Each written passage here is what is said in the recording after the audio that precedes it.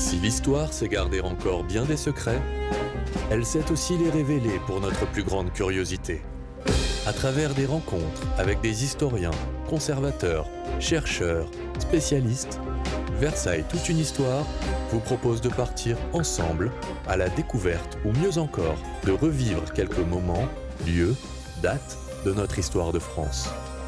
Alors, êtes-vous prêts à remonter le temps ? Ça commence maintenant. Il était une fois Madame de Maintenon. Née en 1635 sous le nom de Françoise d'Aubigné, elle meurt le 15 avril 1719, il y a tout juste 300 ans. Elle connaît tout d'abord une enfance difficile et pauvre, mariée plus tard à l'âge de 16 ans avec le poète burlesque et invalide Paul Scarron. Grâce à son esprit, il tient un salon et c'est à ces occasions qu'elle fréquentera alors les cercles littéraires parisiens. De connaissance en connaissance, c'est ainsi qu'elle fera celle de Madame de Montespan, la favorite du roi, cette même qui donnera à Louis XIV des enfants illégitimes appelés les bâtards royaux. Il faudra bien que quelqu'un s'en occupe, en cachette. Ce sera Françoise d'Aubigné que choisira la marquise de Montespan pour remplir ce rôle. Louis XIV décidant alors de légitimer les enfants à la cour, la gouvernante pourra s'installer et ainsi être de plus en plus proche du roi. Il la nommera marquise de Maintenon, un petit château et des terres dont elle fit l'acquisition avec la somme que lui aura offerte le roi Soleil en récompense des bons soins qu'elle aura prodigués à ses enfants. Le roi apprécie cette femme de plus en plus et certaines affaires éclatent au grand jour. Ainsi, Madame de Montespan sera disgraciée, la reine Marie-Thérèse décédée, la place est libre et le mariage de Louis XIV avec Sainte-Françoise peut avoir lieu. Il durera jusqu'à la mort du souverain en 1715. Elle se retirera ensuite à Saint-Cyr qu'elle a fondé et où le mythe de la première institutrice de France est né. Plus de 40 années passées aux côtés du roi Soleil, de la famille royale, de sa cour, autant d'années qui serviront et desserviront Madame de Maintenon. Entre légendes noires et légendes dorées, qui était-elle réellement ? Du surnom de la belle indienne à celui de la presque reine, c'est à ce destin extraordinaire que nous allons nous intéresser aujourd'hui. À l'occasion du tricentenaire de sa mort au château de Versailles actuellement, une exposition ouverte au public lui est entièrement consacrée, et ce jusqu'au 21 juillet. Pour en parler aujourd'hui, nous sommes en compagnie de M. Alexandre Maral et M. Mathieu Davignat, tous deux commissaires de l'exposition Madame de Maintenon dans les allées du pouvoir à Versailles. Toute une histoire.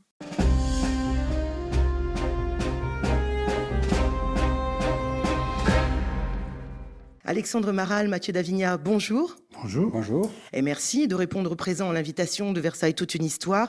Rappelons pour ceux qui nous écoutent, Alexandre Maral, vous êtes le conservateur général du patrimoine et directeur du centre de recherche du château de Versailles. Et vous, Mathieu Davignat, vous êtes le directeur scientifique du centre de recherche du château de Versailles. Alors, une exposition qui retrace la destinée extraordinaire de Madame de Maintenon. Fallait-il être deux au moins pour réaliser cette exposition ? Mathieu Davignat. C'est une exposition qui mérite bien deux personnes, mais c'est vrai que c'est une idée qui vient d'Alexandre Maral initialement et qui m'a proposé de participer avec lui à cette belle aventure. Et je pense qu'on a su trouver chacun par nos idées et nos a priori ou nos différentes visions de Madame de Maintenon, un parcours qui nous a semblé peut-être le plus juste possible sur cette femme qui a de nombreuses zones d'ombre. Donc, est-ce qu'on a été trop ? Non, mais en tout cas, c'était une belle aventure à deux qu'on a menée, à la fois avec peut-être Alexandre sa casquette de conservateur et moi peut-être plus d'historien, mais Alexandre est aussi historien, donc je ne sais pas, peut-être que tu veux ajouter quelque chose. Mais non, mais comme tu disais, il y a une part d'ombre, et donc on n'était pas trop de deux pour essayer d'y voir un peu plus clair dans la destinée de cette femme.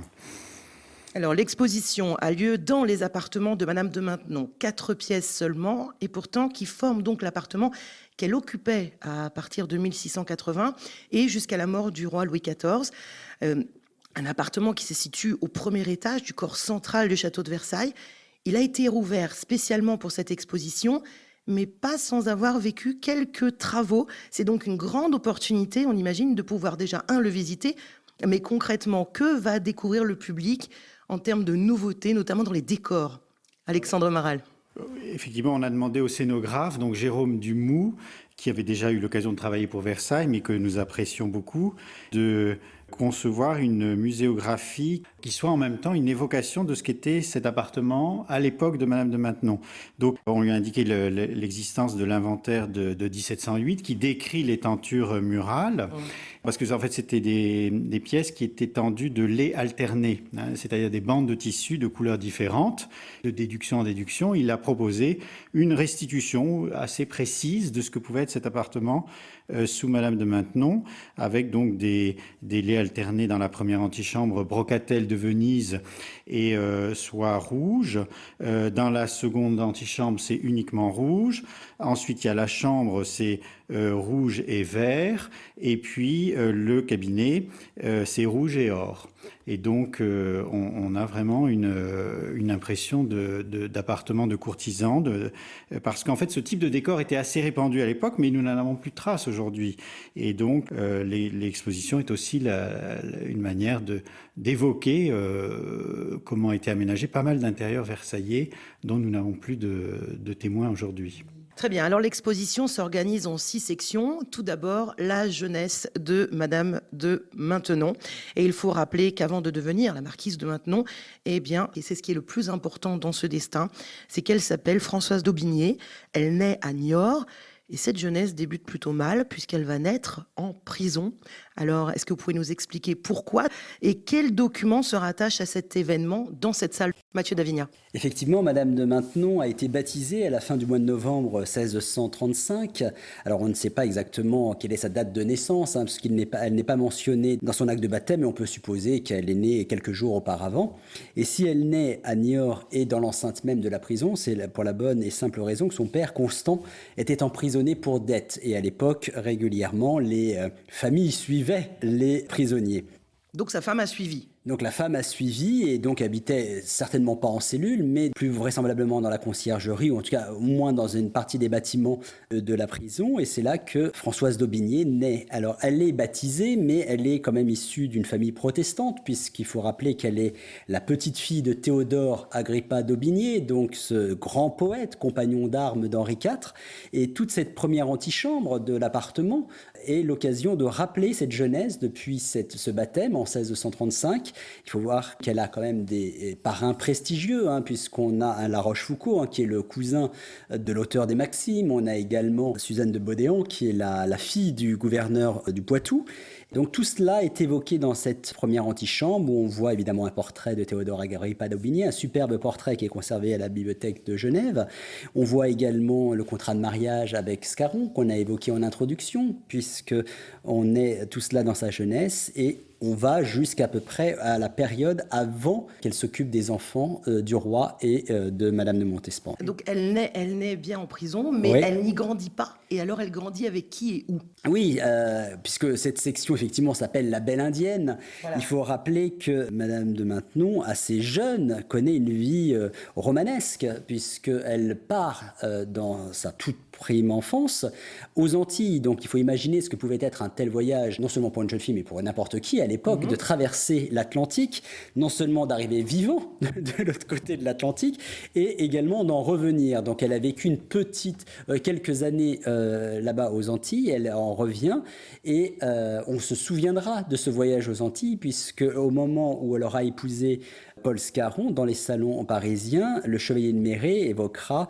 la jeune indienne, et d'autres évoqueront la belle indienne, et c'est quelque chose qui lui collera à la peau toute sa vie.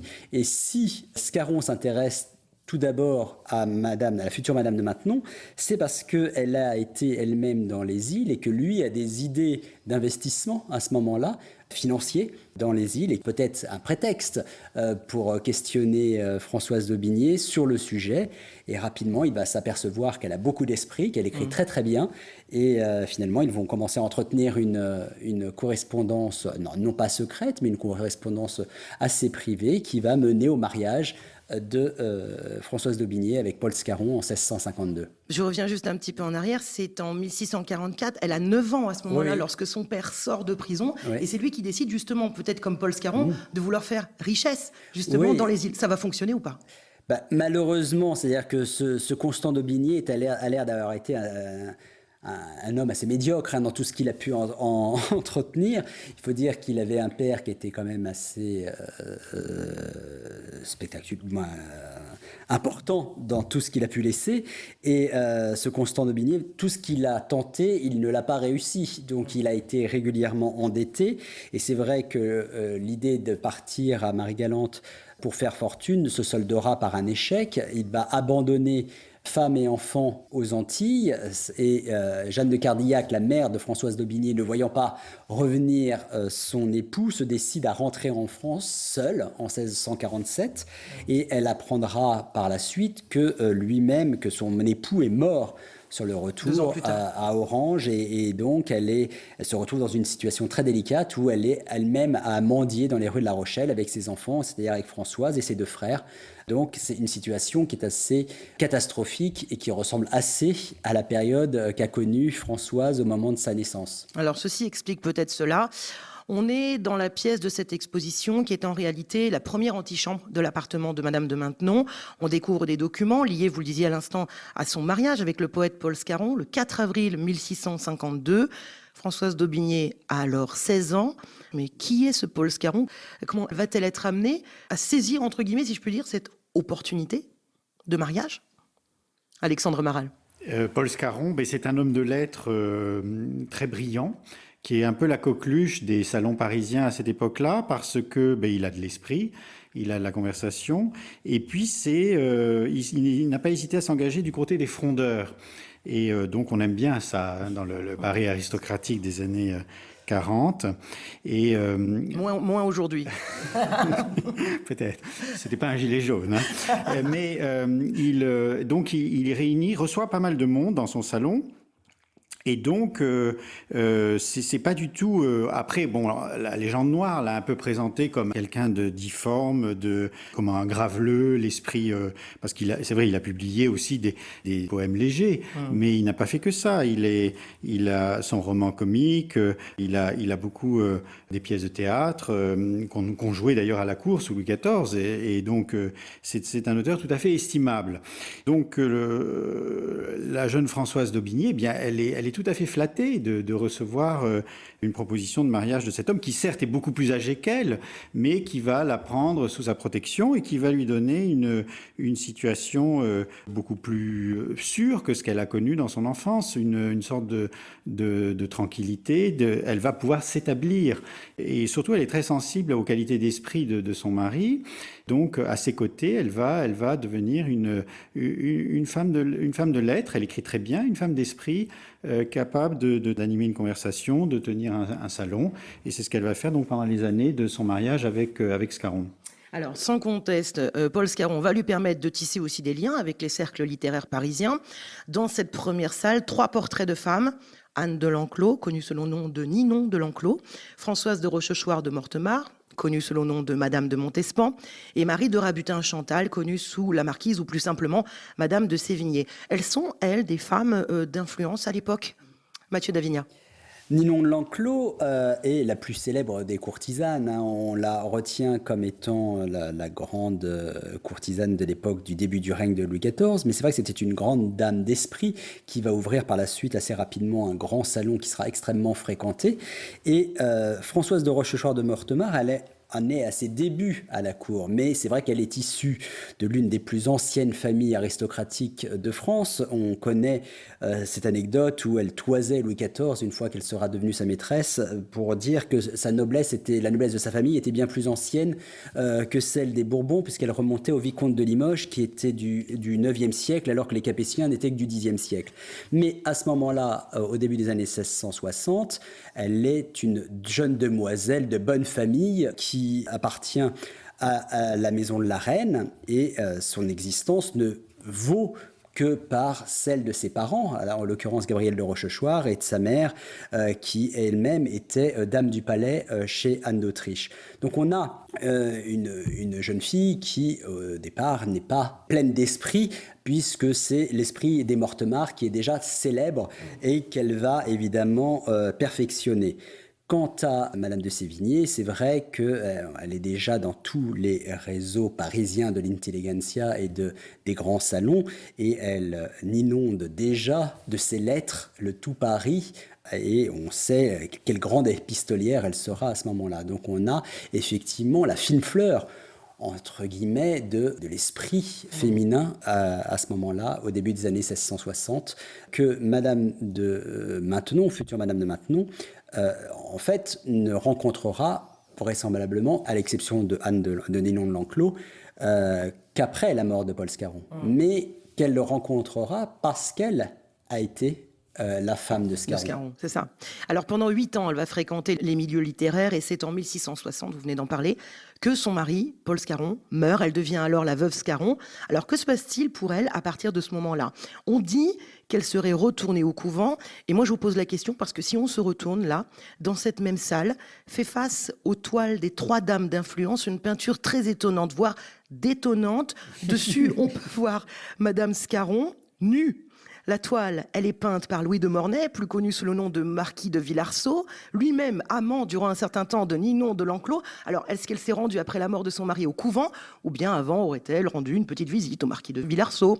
En gros, y aurait-il anguille sous roche concernant la relation entre Françoise Scarron et le marquis de Villarceau, Alexandre Maral? Mais ça, on n'en saura jamais rien. Mais c'est vrai que nous tenions à présenter cette toile parce qu'elle est souvent citée comme pièce justificative d'une relation amoureuse entre le marquis de Villarceau et la veuve Scarron. Marquis de Villarceau, donc elle a connu du temps d'ailleurs de Scarron, dont elle a fréquenté l'épouse et lui-même, c'est sûr. Elle est allée à Villarceau. Ça, c'est simplement, on ne sait pas. On ne sait pas. Le Villarceau était amoureux d'elle. Maintenant, est-ce qu'elle y a succombé? On ne sait pas. Alors, en tout cas, la toile, d'une part, il faudrait arriver à prouver qu'elle représente véritablement la veuve Scarron, ce qui n'est pas dit. Ensuite, qu'elle a été peinte par Villarceau. Ce qui Donc en fait, on est sûr de rien. On est sûr de rien. On est déjà un peu dans la légende. Mais en fait, c'est un document intéressant. Et c'est pas une si mauvaise peinture que ça, d'ailleurs. On y voit un petit amour qui est loin d'être là pour illustrer le consentement de la dame. Donc la toile peut très bien avoir été peinte aussi par dépit pour illustrer un moment de refus. Enfin, on n'en sait rien. On peut tout imaginer, en fait. Imaginer. Laissons les auditeurs imaginer ce qu'ils souhaitent en regardant cette magnifique peinture. On est maintenant, on rentre dans la deuxième antichambre de l'appartement. C'est la deuxième pièce donc de l'exposition. Nous sommes en 1669 à présent, lorsque Madame de Montespan devient la favorite de Louis XIV et évidemment, elle va avoir des enfants illégitimes puisqu'ils vont naître de leur amour. Et là, elle pense à Françoise Scarron afin de les élever. Comment font-elles connaissance? Et que sait Madame de Montespan à propos de Françoise Scarron, au point de lui faire confiance en lui donnant la charge de l'éducation de ses enfants, qu'il va falloir cacher au départ? On le répète, ils sont illégitimes. Mathieu d'Avignat. En fait, en 1667, Françoise de Rochechouart, donc, qui est mariée depuis 1663 avec le marquis de Montespan, cède aux avances répétées de Louis XIV et assez rapidement, ces amours vont donner lieu à des naissances d'enfants illégitimes et puis par la suite légitimés. Et Madame de Montespan, après avoir eu un premier enfant dont on ne sait pas si c'était une fille ou un garçon, qui est né en 1669 et qui mourra en 1672, elle est de nouveau enceinte de celui qu'on considère comme étant le véritable premier enfant du roi et de Madame de Montespan, en l'occurrence le duc du Maine, qui naît au mois de mars 1670. Et au moment de cette deuxième grossesse, Madame de Montespan pense assez logiquement à Françoise Scarron. Tout d'abord parce qu'elles se sont rencontrées vraisemblablement au moment du mariage de Madame de Montespan vers 1663, qu'elles se sont appréciées, elles se sont reconnues certainement un esprit et une intelligence réciproques. Et surtout, Madame de Montespan a dû apprécier la discrétion. On évoquait à l'instant le veuvage de Françoise d'Aubigné. Elle s'est retirée, elle est retournée chez les Ursulines pendant quelques temps au début des années 1660 et elle a continué à mener une vie tout à fait réglée, droite. Et en revanche, peut-être que Madame de Montespan avait eu vent que Françoise d'Aubigné avait déjà fait ce travail auprès de Bonne de Pons, marquise de Dicourt, qui s'est mariée en 1666 et laquelle a eu très rapidement un enfant illégitime avec son amant le duc de Béthune. Et donc ça devait se savoir que la future Madame de Maintenon ne rechignait pas forcément à assumer ce genre de tâches, tout en sachant que la situation dans laquelle elle se trouvait, face à des dames quand même d'une plus grande naissance que la sienne, ça pouvait être assez intéressant financièrement. Alors après, on a très peu de détails sur la manière dont elle a accepté. On a des témoignages postérieurs, notamment de Madame de Caylus, qui montrerait Madame de Maintenon plutôt réticente à vouloir s'occuper des enfants de Madame de Montespan, mais que si c'était les enfants du roi, elle voudrait bien s'en charger. D'accord. Donc on a des témoignages, mais qui sont évidemment soit des mauvais souvenirs, soit des arrangements avec l'histoire, mais qui datent de plusieurs dizaines d'années plus tard, en tout cas rédigés plusieurs dizaines d'années plus tard. Ça n'empêche qu'au début, les deux femmes s'apprécient énormément, et Madame de Montespan va faire le siège de Louis XIV pour lui vendre, entre guillemets, la veuve Scarron pour s'occuper des enfants, lui vendre toutes ses qualités, et Louis XIV n'en peut plus d'entendre parler de ce bel esprit, comme Madame de Montespan l'appelait. Et finalement, il va accepter en lui disant « Écoutez, vous faites ce que vous voulez. De toute façon, c'est Madame de Montespan qui va gérer la location de la maison à Vaugirard, etc. Louer une grande maison pour élever les enfants. » Finalement, les deux dames s'entendent tout à fait bien, sachant que Madame de Montespan ne voit aucune menace à cette époque-là à l'égard de la veuve Scarron. Dans cette pièce, alors que les tableaux d'elle sont rares, il y a entre autres une toile attribuée à Pierre Mignard, sur laquelle on voit Françoise Scarron représentée en vierge, et les deux premiers enfants du roi et de Madame de Montespan. Quelle est l'importance de cette toile, Alexandre Maral ? Alors cette toile, elle nous a été prêtée par le château de Maintenon et elle est tout à fait importante par son iconographie, parce que la veuve Scarron est représentée sous les traits de la Vierge et elle tient sur ses genoux en guise d'enfant Jésus le comte de Vexin, donc qui est le deuxième enfant. Le petit duc du Maine est figuré sous les traits de Saint Jean-Baptiste. Donc c'est très curieux d'avoir ces protagonistes figurés en membres de la famille de Jésus, la Sainte Famille, voilà. Alors, c'était pas une chose tout à fait exceptionnelle de faire ça, mais c'était en général des familles légitimes. Tandis que là, il y a quelque chose d'assez assez amusant. Et donc, cette iconographie méritait vraiment d'être présente dans l'exposition, surtout que, en fait, il n'y a pas tant de portraits d'elle que cela. C'est une femme dont on parle beaucoup, mais qui a été finalement assez peu représentée. Et donc, tous ces portraits ont quelque chose à nous dire et c'est important de les montrer. Alors là, cette fonction de gouvernante va lui permettre de s'établir en 1673 à la cour. Quelles conséquences, et on imagine qu'elles sont nombreuses, Mathieu Davina, eh bien cela aura sur sa vie ? Oui, en 1673, en fait, le roi prend la décision de légitimer ses premiers enfants. Auparavant, ils étaient élevés en dehors de la cour. Alors, c'était une sorte de secret de polichinelle, puisque Madame de Montespan arrivait à la cour, évidemment, avec un ventre qui ne cachait rien de sa grossesse, et même elle s'en prévalait pour montrer la faveur dans laquelle elle se trouvait. Néanmoins, on n'en parlait pas. On sait très bien que Madame de Dicourt, qui a eu le malheur d'en parler, a été immédiatement disgraciée et a mis quelques années avant de revenir à la cour. En 1673, à la fin de l'année 1673, Louis XIV décide de légitimer les enfants, et pour cela, il reprend un exemple qui avait déjà été utilisé pour un autre membre de la famille royale, et il va nommer ses enfants comme en étant le père, mais il ne nommera pas la mère. Ce qui est assez étonnant, puisqu'en général, on connaît plutôt la mère avant de connaître le père. C'est ça. Mais là, on a une légitimation qui fait que ces enfants peuvent paraître à la cour, et s'ils sortent de l'anonymat, leur gouvernante également. Donc, Madame de Maintenon arrive à Saint-Germain, donc est tout à fait identifiée comme étant la gouvernante de ses enfants. Et c'est vrai que Louis XIV, par la suite, va fréquenter de plus en plus Françoise d'Aubigné, va l'apprécier de mieux en mieux.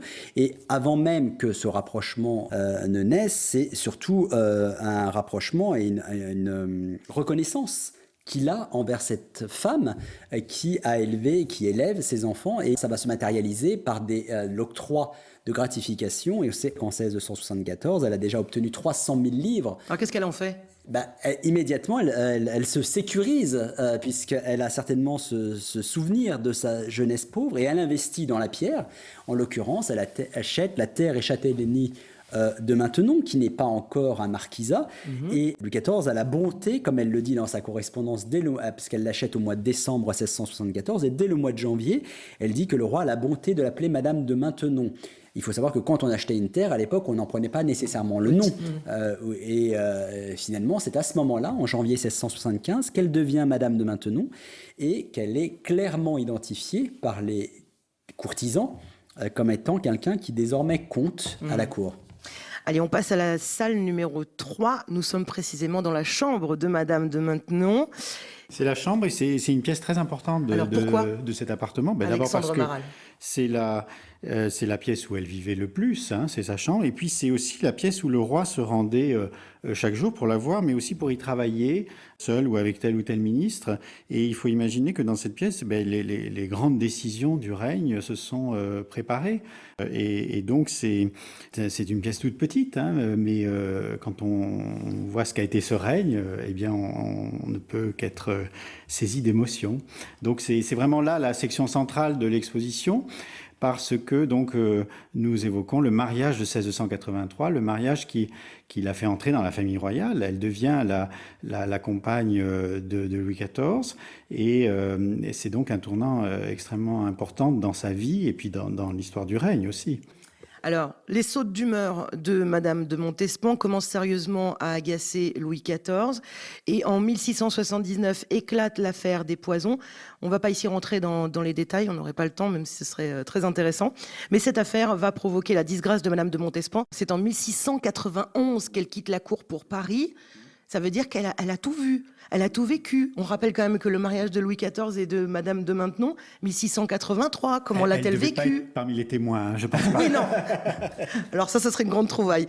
Mais comment elle l'a vécu ? Est-ce qu'on a des écrits, quelque chose là-dessus ? On sait que Louis XIV s'est montré très courtois auprès de Madame de Montespan, et qu'il lui rendait visite, même après la fameuse disgrâce. Il allait la voir tous les après-midi, lui rendre visite comme si de rien n'était. Vers 14h, 14-15h, il passait une demi-heure. Alors après, on n'a pas de témoignage, parce que Madame de Montespan n'a pas écrit. Oui. Néanmoins, on le lit à travers les lignes de la correspondance de Madame de Sévigné, qui voit bien l'humiliation de Françoise de Rochechouart, qui n'a pas vu, et qui certainement n'a pas compris comment cette Françoise d'Aubigné, sortie de sa province pauvre, etc., a pu la supplanter, elle qui était celle que le marquis de la Fare appelait la sultane reine, qui était si tapageuse, si éblouissante, si spirituelle. Alors c'est vrai que, comme nous le dit Primi Visconti, elle avait perdu beaucoup de sa beauté au tournant des années 1670-1680, mais ça n'empêche que la personnalité de Madame de Montespan a dû en prendre beaucoup sur la tête, de savoir qu'elle avait été supplantée par celle qu'elle devait considérer comme une simple servante. C'est ça. Puis le roi, Louis XIV, était un souverain très, très politique et très secret, avec une culture du secret. Et donc, manifester au grand jour la disgrâce de Madame de Montespan, c'était s'exposer à attirer l'attention des courtisans, de ses contemporains, sur l'affaire des poisons, il a tout fait, au contraire, pour l'étouffer. Et c'était aussi attirer l'attention sur sa nouvelle situation avec Madame de Maintenon. Or, il a tenu à garder le caractère secret du mariage jusqu'à la fin. Et encore même sur son lit de mort, il se prend à pleurer alors qu'elle est dans la chambre, et il a un mouvement de recul en disant, il se ressaisit, mais on me voit pleurer en votre compagnie. Et puis il se dit, après tout le monde est au courant. Mais si vous voulez, jusqu'en 1715, il est dans cette idée qu'il faut encore maintenir le secret sur ce mariage.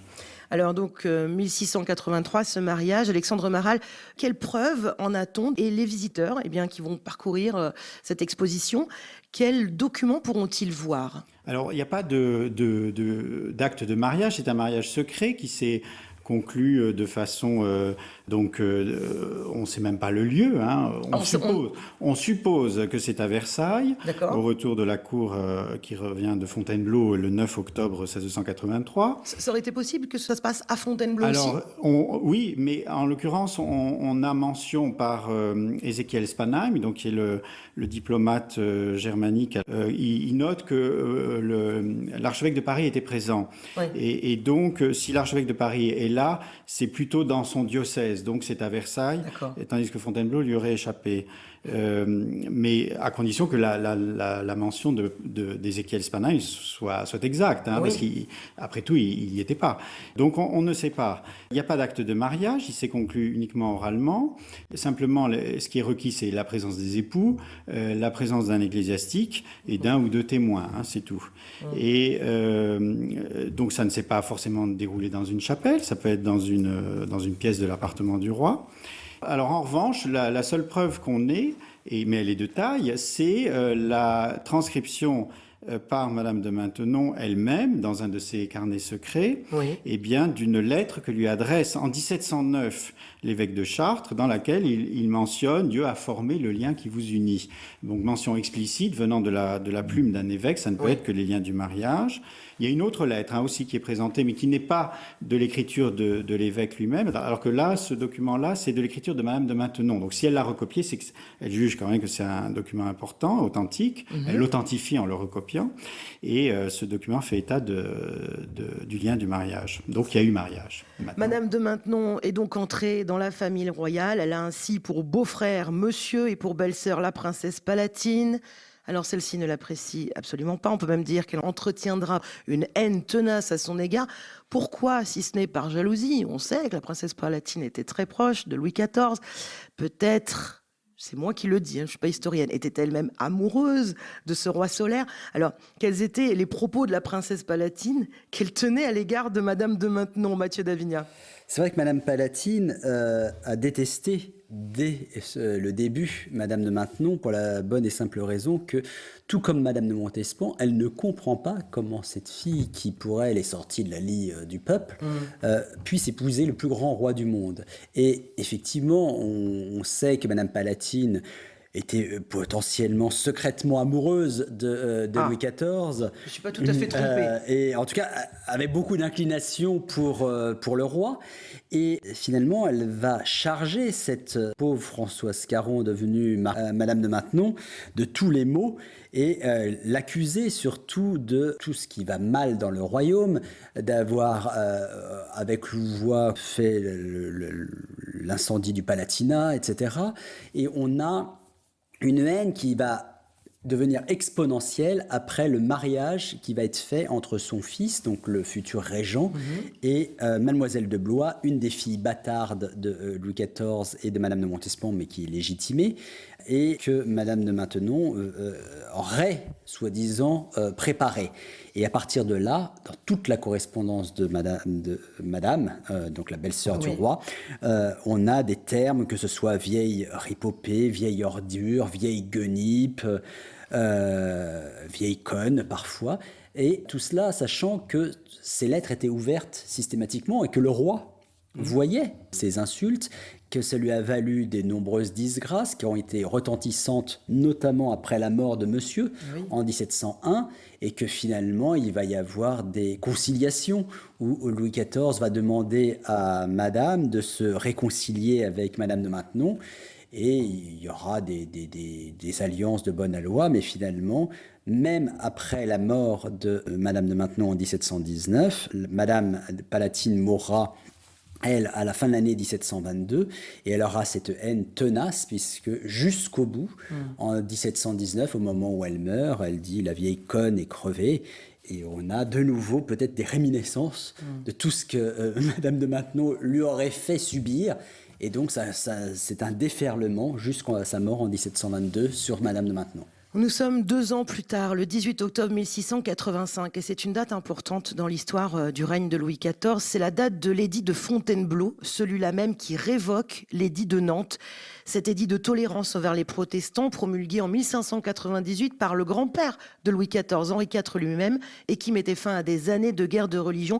Est-ce que c'est ça, Alexandre Maral, les légendes noires à propos de Madame de Maintenon? Qu'a-t-on inventé à son propos par rapport à cet édit de Fontainebleau? Alors, dans l'immédiat, l'édit de Fontainebleau est salué par l'opinion publique. Il était réclamé de longue date, notamment par l'épiscopat, mais aussi ce qu'on pourrait appeler les intellectuels de l'époque, qui ont salué cette mesure qui mettait fin à une période de tolérance, mais qui était jugée exceptionnelle. On préférait le retour à l'unité religieuse. Donc, la mesure que prend Louis XIV, elle s'inscrit après des décennies de préparation, décennies dans lesquelles, évidemment, Madame de Maintenon n'a joué aucun rôle. Mais simplement, on l'a crédité de cette mesure. C'est probablement, évidemment, Madame, la belle-sœur du roi, qui est très liée aux protestants. Hein. Elle a eu une éducation protestante. C'est aussi des pamphlétaires étrangers qui commencent à écrire et à répandre le bruit que Madame de Maintenon a joué de son influence auprès du roi. Ce faisant, il discrédite évidemment la dame, mais il discrédite aussi la faiblesse du roi qui se laisse influencer par une femme. Et donc, en attaquant Madame de Maintenon, on attaque la monarchie française. Il y a ça aussi. Et puis, cette légende noire va aller s'amplifiant au XVIIIe siècle et surtout au XIXe siècle avec Michelet, l'historien qui détestait Madame de Maintenon.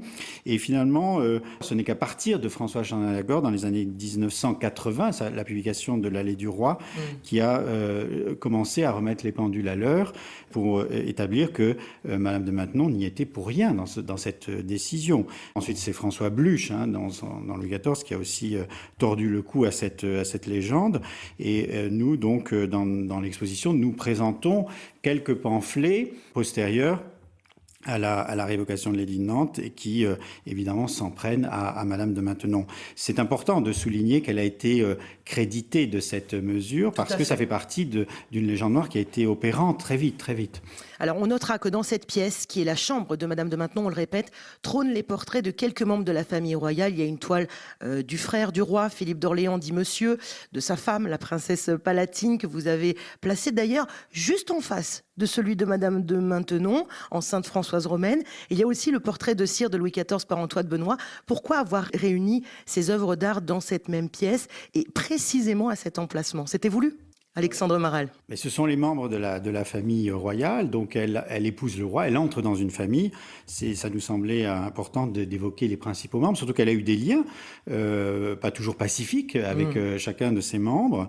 Elle voyait fréquemment le fils du roi, Monseigneur, le dauphin.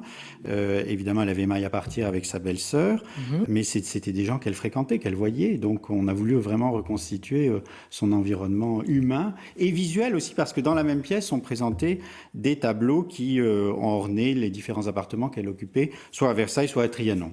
Juste pour préciser qu'entre la salle 3 et 4, vous pourrez voir des extraits de films diffusés, des films qui ont été inspirés par Madame de Maintenon. Mathieu Davignas, ça veut dire qu'elle fascine donc? Elle fascine.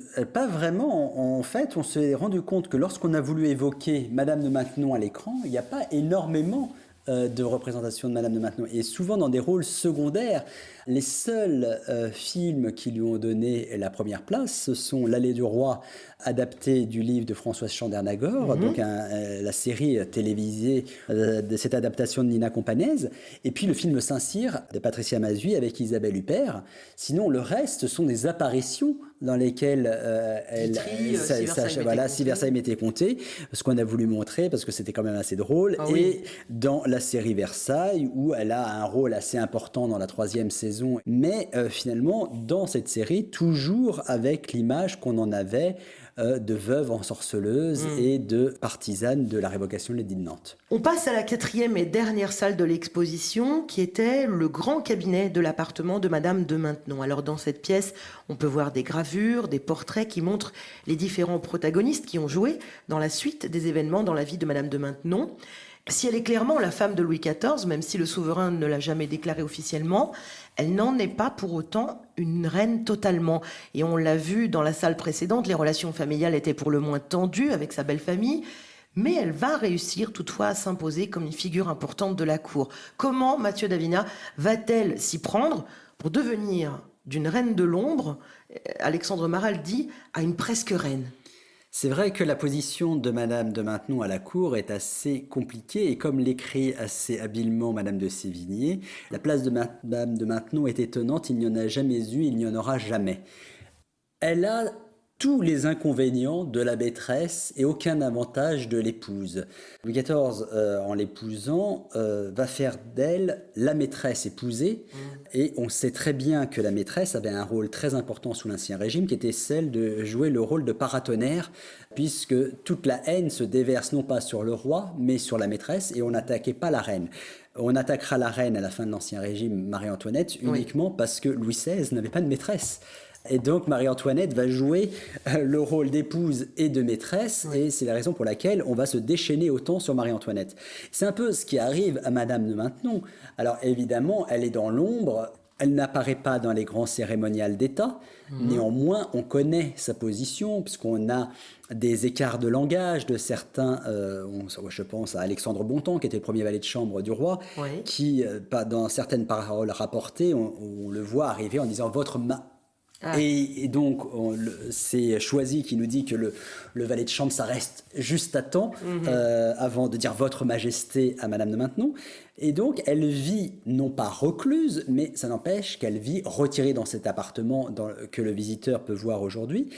Et elle va avoir un rôle, somme toute, assez banal des grands courtisans qui consiste à obtenir des charges pour les membres de sa famille, à faire avancer les affaires des membres de sa famille ou de ses parentèles, etc. Elle va aider. Elle va aider, mais comme tout personnage à la cour. Et donc, elle n'a pas influencé le roi plus que cela. Il y a une simple mention dans les mémoires du marquis de Torcy, qui était secrétaire d'État des Affaires étrangères, dans lequel il note que Madame de Maintenon a évoqué l'idée que ce serait bien de faire la paix dans la guerre de succession d'Espagne. Et s'il le note, c'est vraisemblablement parce que ça devait être exceptionnel. Mais lorsqu'on sait que Louis XIV travaillait quotidiennement, tous les soirs, avec un ministre dans la chambre même de Madame de Maintenon, donc elle a entendu toutes les affaires d'État. On ne peut pas imaginer qu'elle n'ait pas, si ce n'est influencé, en tout cas elle devait en parler, au moins donner son point de secret vue d'alcôve avec Louis XIV. Alors après, savoir s'il la suivait ou pas, on n'en sait rien.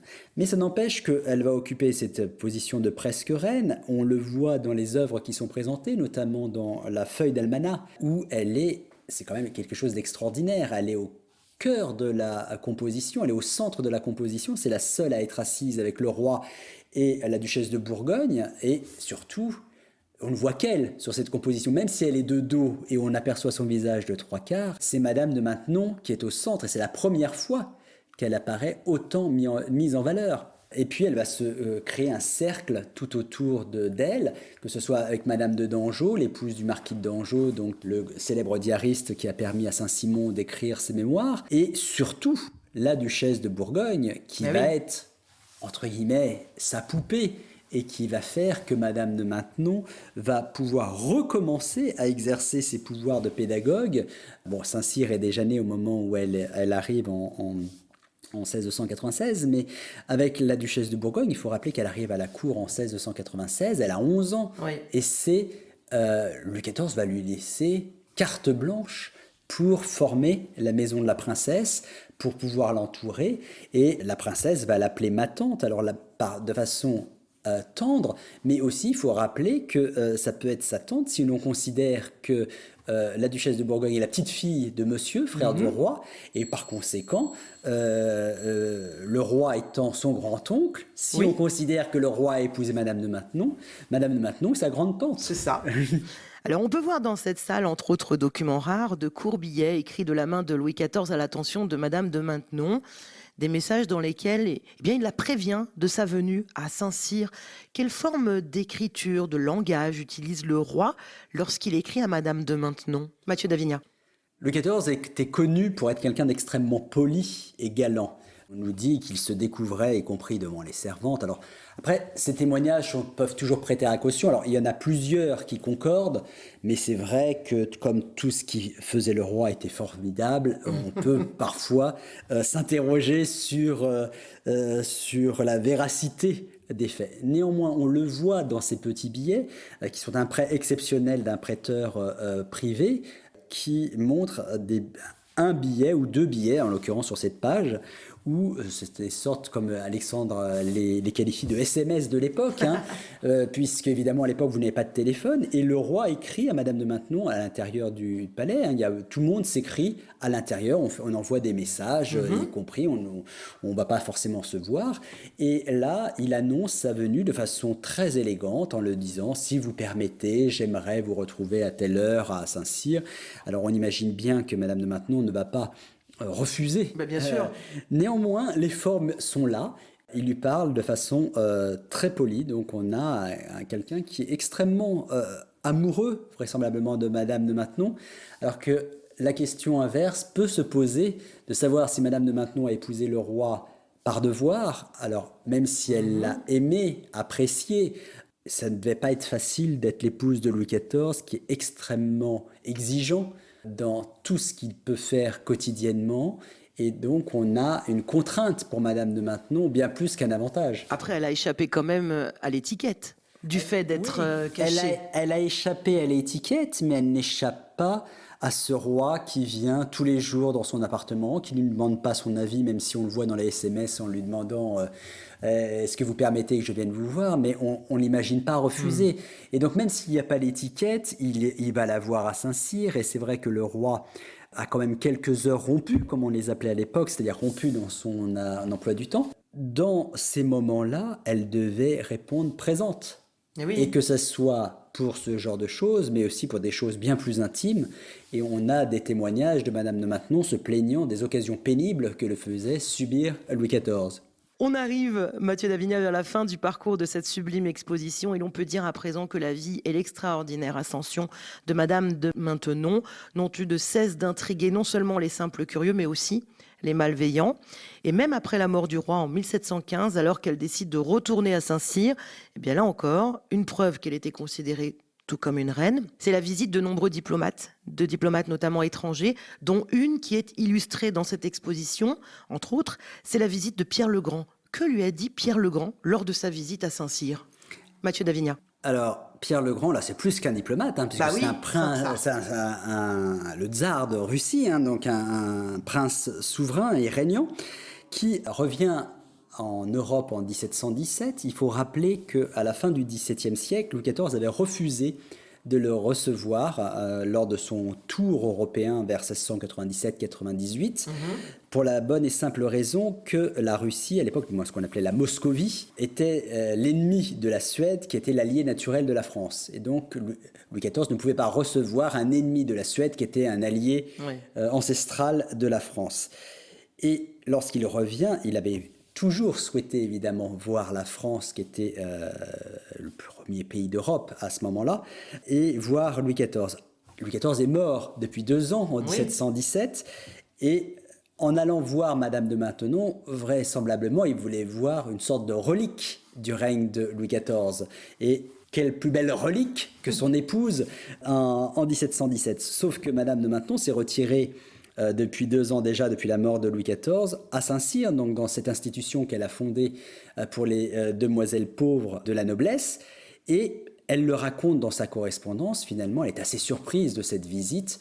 Il demande à ce qu'on tire le rideau pour la voir, et il ne lui dit rien, strictement rien. Alors elle répond à sa correspondante, qui est, alors je ne sais plus si c'est Madame de Dangeau ou Madame de Caylus, où elle lui dit « Je suis assez vieille, etc. » Vous pouvez imaginer à quel point il a dû être surpris de voir le monument que je devais représenter.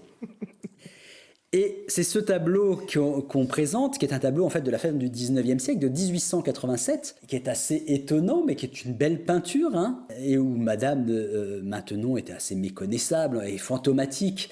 Elle est à 2 ans de sa mort, et on a évidemment un style très étonnant, qui n'est absolument pas du 18e siècle, puisqu'on est effectivement presque au 20e siècle, et on a les demoiselles de Saint-Cyr qui sont représentées se haussant sur leurs talons à l'arrière-plan, dans des tenues tout à fait Troisième République. Oui. Qui fait partie de la légende de Madame de Maintenon et la manière, finalement, du souvenir qu'on en avait encore au XIXe siècle. Quand le roi meurt, elle va détruire les lettres qu'elle a reçues par Louis XIV, c'est vrai, Mathieu d'Avignat? On a des témoignages des demoiselles de Saint-Cyr qui évoquent une scène, alors non pas forcément quand il est mort, mais même peu de temps avant la mort de Louis XIV, où elles évoquent que Madame de Maintenon ne voulait pas laisser de traces. Alors, est-ce pour respecter le secret qui s'était totalement éventé depuis des décennies, mais ça n'empêche qu'elle a brûlé un certain nombre de ses papiers et en déclarant « Me voilà hors d'état de prouver que j'ai été bien avec le roi et qu'il m'écrit parfois, qu'il me fait l'honneur de m'écrire parfois ». Et elle aura cette phrase étonnante qu'on a tenu à mettre en avant « Laissons de nous le moins que nous pourrons ». Et c'est vrai qu'aujourd'hui, dans la société actuelle, avec tous les réseaux sociaux, toutes les perches à selfie qu'on retrouve un peu à droite, à gauche dans l'exposition, c'était très intéressant pour nous de mettre en avant cette autre forme de communication à l'époque. Alors heureusement pour nous, toutes ces lettres n'ont pas disparu.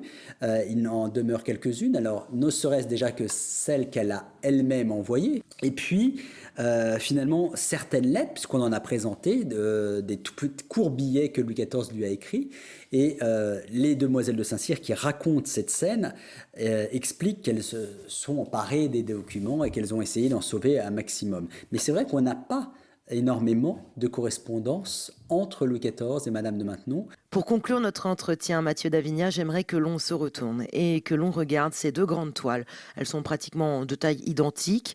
Il s'agit d'une part d'un portrait de pied de Louis XIV par Nicolas-René Jolin et d'autre part d'une toile intitulée « Madame de Maintenon et sa nièce ». Elles sont disposées côte à côte.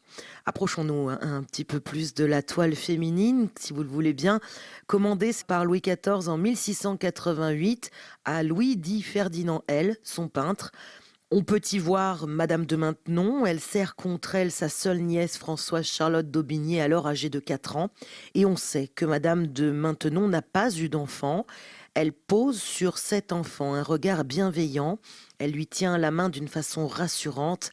La belle indienne, la femme, l'institutrice, la tante, la presque reine semblent poser en toute majesté, mais aussi en toute légitimité.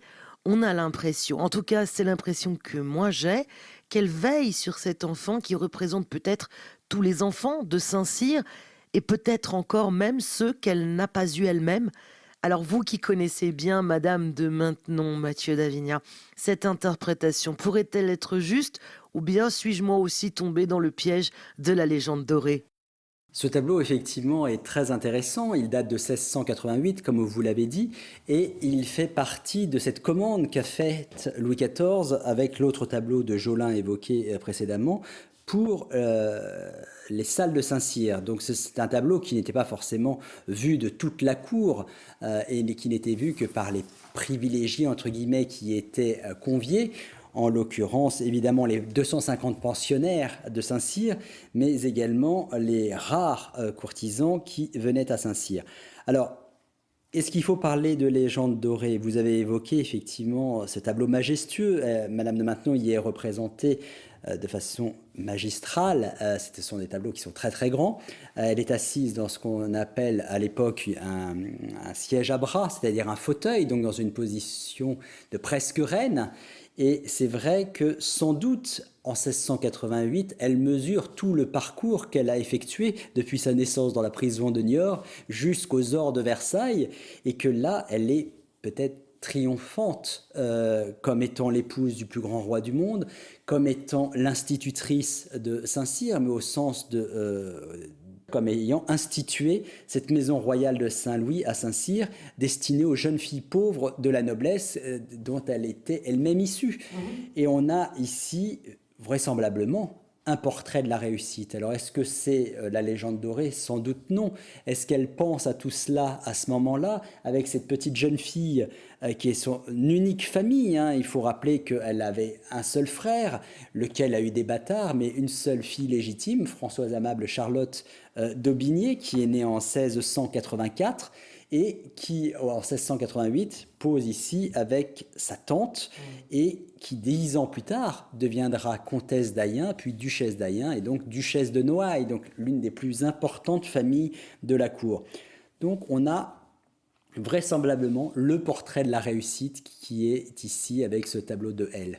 On a dans cette section de l'exposition qui est consacrée à Saint-Cyr différents éléments qui nous permettent d'appréhender la manière dont ces jeunes filles qui rentraient généralement à l'âge de 7 ans à Saint-Cyr et qui ne les quittaient qu'à l'âge de 20 ans, soit 13 ans d'enseignement, pendant lesquels elles n'avaient pas du tout de vacances. Elles ne sortaient pas, contrairement au collège masculin qui, eux, les jeunes garçons avaient le droit de sortir, d'aller retrouver leur famille. Et il y avait un enseignement spécifique, il y avait des règles, et c'est la raison pour laquelle on a présenté ces règles de Saint-Cyr qui sont présentées dans une vitrine. On a également une gravure d'une demoiselle de Saint-Cyr. Les filles étaient classées par classe d'âge, avec des couleurs, des rubans différents, etc.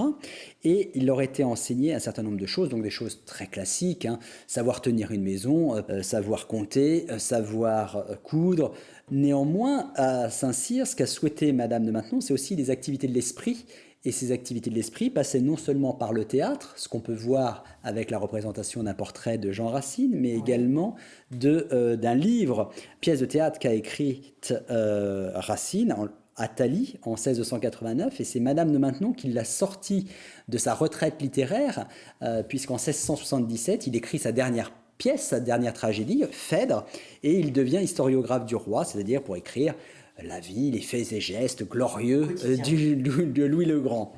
Et en 1689, Madame de Maintenon demande à Racine de lui écrire une pièce pour les demoiselles de Saint-Cyr. Alors, il ne se fait pas prier longtemps, et il accepte, et c'est vrai que c'est un véritable succès. Les jeunes filles se prennent énormément au jeu, elles sont costumées, donc elles jouent les rôles masculins, évidemment, et tout cela va créer un petit scandale pour les plus réactionnaires de la cour, en tout cas les plus fervents, puisque le curé de Versailles va se refuser à aller assister à des représentations qui étaient données, dans le sens où il prêchait tous les dimanches, évidemment, l'idée qu'il ne fallait pas faire de théâtre dans les collèges religieux, etc. Alors même si Saint-Cyr n'est pas à proprement parler un couvent, ce n'était pas le lieu pour des jeunes filles à faire des pièces de théâtre. Et Racine récidive à la demande de Madame de Maintenon 2 ans plus tard avec Athalie, où là, ça sera beaucoup plus sobre, où les jeunes filles ne seront plus en costume, et le sujet sera beaucoup plus élevé et religieux.